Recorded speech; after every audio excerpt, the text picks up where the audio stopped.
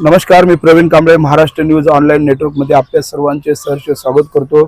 मीरा भाईंदर महानगरपालिका परिक्षेत्रात असलेला पेंकरपाडा आणि या पेंकरपाड्यामध्ये असलेला जिजामाता ग्राउंड आणि या ग्राउंडच्याच मागे असलेला हा महानगरपालिकेचा राखीव प्लॉट आणि याच प्लॉटवरती कंपोस्ट खत या ठिकाणी डंपिंग ग्राउंड आणि कंपोस्ट खत या ठिकाणी निर्मितीचा या ठिकाणी केलं जात होतं। परंतु गावामध्ये पूर्ण साम्राज्य घाणीचं निर्माण होईल, वास दुर्गंध येईल म्हणून गावकऱ्यांनी जे आहे या ठिकाणच्या या प्रोजेक्टला या प्रकल्पाला कुठेतरी थांबण्यासाठी व या ठिकाणी करू नये म्हणून विरोध दर्शविला आहे।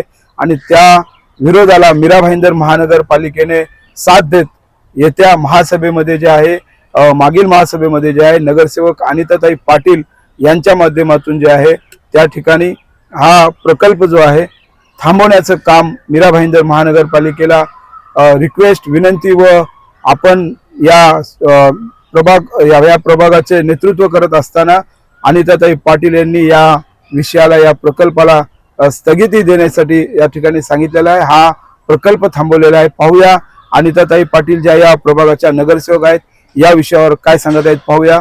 मी उभा आहे याच प्लॉटवरती हा प्रकल्प होणार होता। पाहूया या प्रकल्पाबद्दल अनिताताई पाटील काय सांगत आहेत पुढील बातमीमध्ये। काय सांगाल ताई, एक ठिकाणी जे आहे पेंकरपाड्यामध्ये येथील जी जनता आहे ती त्रस्त होती कंपोस्ट खतमुळे आणि महापालिकेच्या महासभेमध्ये या ठिकाणी जे आहे त्यांना न्याय मिळालेला आहे, काय सांगाल?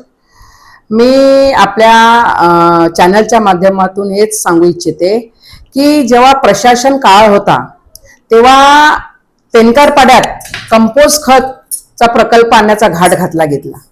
हा प्रकल्प ऑलरेडी 146 मतदारसंघात होता, परंतु 146च्या आमदारांनी तो जाणून बुजून 145 मध्ये पेंकरपाड्याच्या 353 आरक्षण क्रमांक आहे जे गार्डनचं त्याच्यात आणण्याचा घाट घातला। आणि मी तुमच्या चॅनलच्या माध्यमातून एवढंच सांगू इच्छिते, बरं ते आणण्याचा घाट घातल्यानंतर त्याचा निधी सुद्धा त्यांनी शासनाकडून आणला की तो लवकरात लवकर इथे व्हावा। आता तुम्ही बघताय उत्तनला एक प्रकल्प आहे, कचऱ्याचा प्रकल्प आहे तिथे, आणि तिथे त्या उत्तनकरांची काय हालत झालेली आहे आणि तशीच हालत आमच्या पेंकरपाड्यावाल्यांची करण्यासाठी त्यांनी इथे तो कंपोस्ट खताचा प्रकल्प आणलेला होता। का आम्हाला पेंकरपाड्यावाल्यांना हक्क नाहीये चांगल्या हवेत राहायचं, चांगल्या ठिकाणी राहायचं? हा एवढा भारभार जर कचरा सगळ्यांचा जमा करून जर पेंकरपाड्यात आणला, अगदी नागरी वस्तीच्या बाजूलाच तो प्रकल्प करण्याचा घाट घातलेला होता। परंतु मागची जी महासभा झाली त्या महासभेत 18 तारखेच्या महासभेत मी त्याच्यावर विरोध दर्शवला। मी एक लोकप्रतिनिधी म्हणून मला त्यांनी विश्वासात घेतला नाही, मला गावातल्या लोकांच्या हरकती सूचना मागवल्या नाहीत म्हणून आम्ही पण विरोध दर्शवला आणि गावकऱ्यांच्या वतीने सुद्धा विरोध आहे त्याला, कारण असे पत्रावर आम्ही आयुक्तांना दिलेले आहेत। 145चे आमदार नरेंद्र मेहता साहेबांनी सुद्धा तो प्रकल्प इथे होऊ नये म्हणून पत्र दिलेले आहे।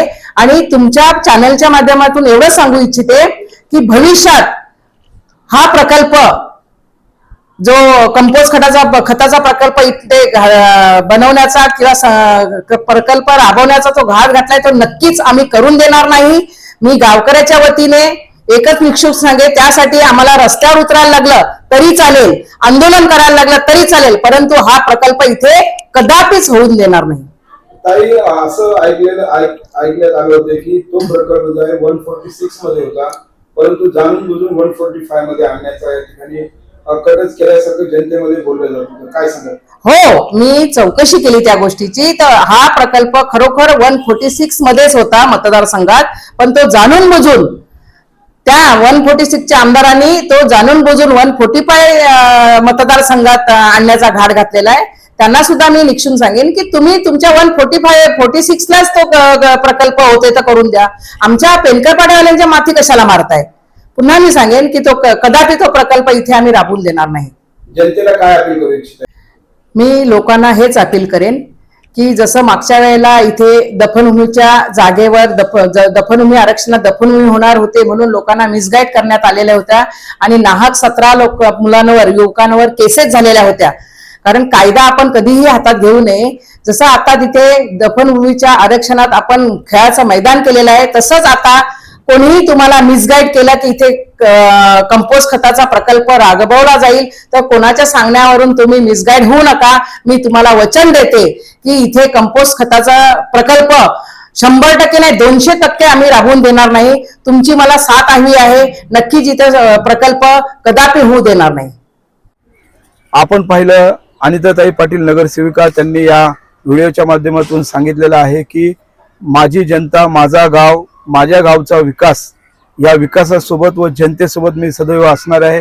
जनतेसाठी हा प्रकल्प मी ज्या पद्धतीने थांबवला आहे जनतेच्या न्याय हक्कासाठी कोणतीही लढाई असो जनतेच्या न्याय हक्कासाठी मी सदैव तत्पर राहीन असे अनिताताई पाटील नगरसेविका यांनी सांगितलेलं आहे. अशाच नवनवीन बातम्या पाहण्याकरता महाराष्ट्र न्यूज ऑनलाईन नेटवर्क व यश वार्तापत्र या दोन्ही चॅनलला सबस्क्राईब करा, लाईक करा आणि तुमच्या काय प्रतिक्रिया असतील तर आम्हाला जरूर कळवा. नमस्कार. जय महाराष्ट्र.